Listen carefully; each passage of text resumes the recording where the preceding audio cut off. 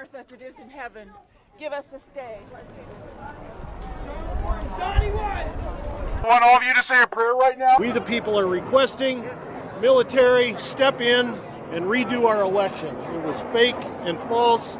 It's full. Our government is full of corrupt people. This is how love rules. Somebody knows what they recognized? Okay, people. Those are Kari Lake supporters. I don't really get that, Jessica. So the government is full of corrupt people, but you want the military to step in. Now, we live in the United States of America, so the military is not stepping in without orders from the executive. That's not gonna happen, but these folks wanna go full out, just full out. Let's let the military go on and step in. The government is corrupt and things are not going their way, but why? Because maybe the votes are not going their way, so all of a sudden the elections are problematic. So what you just watched was a group of Kari Lake supporters marching outside Maricopa Ballot Center. They were demanding for military intervention, as I was just riffing about, because things are not looking too good for Miss Kari Lake here. The race is still too close to call. Let's put up this headline: Arizona governor election results 2022, as you can see, very close.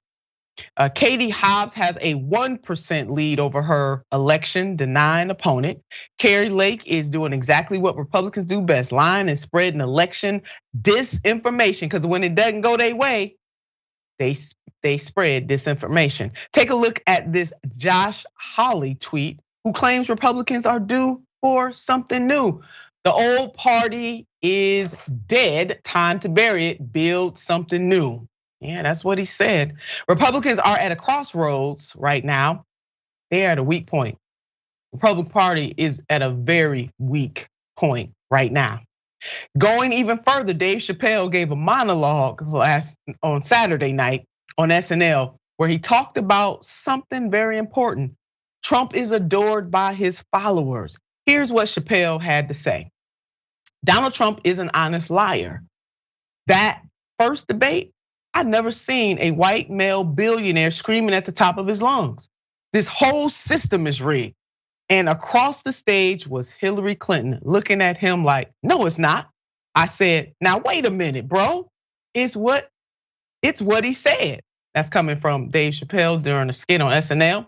The moderator said, what is your evidence? Trump said, I know the system's rigged because I use it. Damn. Then Hillary Clinton tried to punch him in the taxes. She said, this man doesn't pay his taxes. He shot right back. That makes me smart.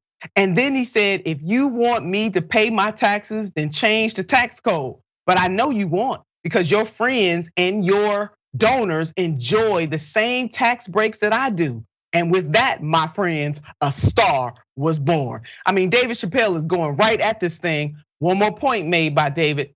No one has ever seen anyone come from inside the house and tell all the commoners we are doing everything that you think we are doing inside the house. And then he went right back inside and started playing the game again.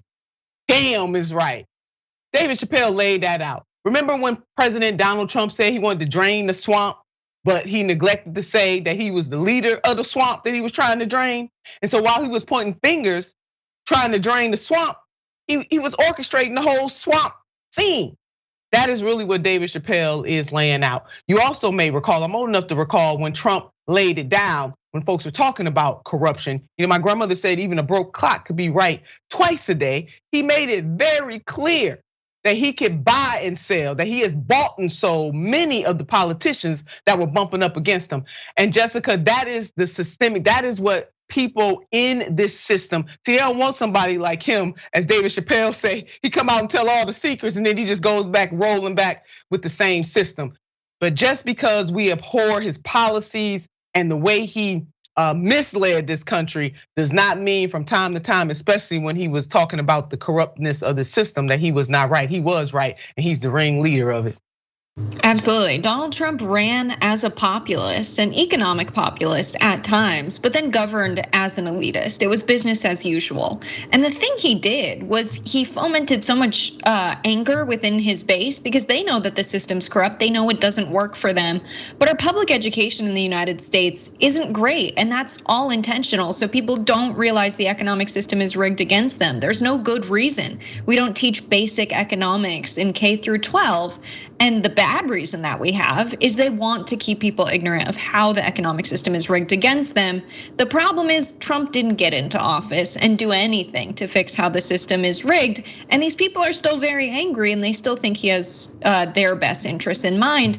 And that's why you see them rallying in anger when people that are aligned with Donald Trump are losing today.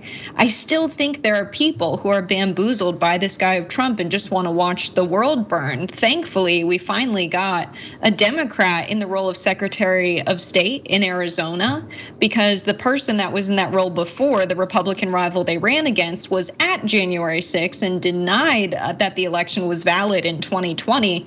Thankfully, there's a Democrat in that seat now, and hopefully we'll see that make big change with how these claims of election fraud are handled in Arizona. Yeah, thank goodness for that. And the Republicans definitely have stoked that. Mr. Trump stoked that a lot about so-called election fraud. The Brennan Center says you got a greater likelihood of being struck by lightning than somebody participating in election fraud, but it doesn't matter. The facts do not matter. This is sheer emotion. This man has a spell over these people. And it's really easy to talk trash about mega voters. It's easy. But what are Democrats going to do to take advantage of this moment, this infighting within the Republican Party? And how are they going to use this to appeal to more working class families of all backgrounds, all walks of life? That is what this moment really calls for, some real action on the part of the Democrats so we can get these folks back, especially the ones that we can get back. I know some of them are too far gone, but I don't believe all of them are.